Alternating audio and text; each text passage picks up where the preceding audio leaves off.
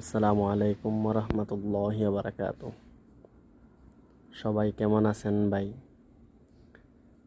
আজকে দেখাবো সৌদি আরব লাইব্রেরির মধ্যে কি সিস্টেম হয়ে থাকে, ঘরের ভিতরে কি সিস্টেম হয়ে থাকে। আমাদের যে লাইব্রেরিটা আছে, এটা দেখেন, এটা হলো আমার কম্পিউটার।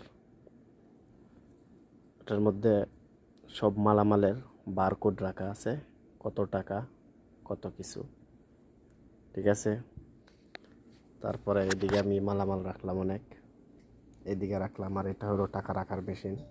যারা সৌদি আরব আসেন এরা তো সবাই জানেন, যারা সৌদি আরবে আছেন সবাই এটা জানেন বা চিনেন। এরপরে দেখাবো পার্ট টু পাই।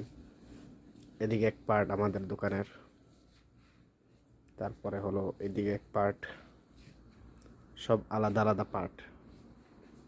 এদিকে এক পার্ট,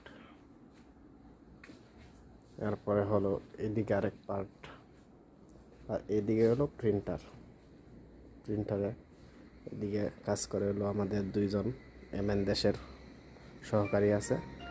একজন ছুটিতে গেছে দেশে, আর একজন এই জায়গায় আছে। এরা মনে করেন যে হোয়াটসঅ্যাপে অনেক কিছু, অনেক ইমেল করে পাঠায়, এগুলা প্রিন্ট করে রাখে। এই সিস্টেমে কিতাব বানানো হয়। প্রিন্ট করার পর এভাবে নাম্বার দেওয়া থাকে, কার নাম্বার, যার যে লাস্ট 4 নাম্বার দেখে নিয়ে যায়। যদি কাস্টমার বেশি হয়ে যায় তাহলে এই জায়গায় বসে অপেক্ষা করে। তারপরে ইনশাল্লাহ বাকি পার্ট পরে দেখানো হবে।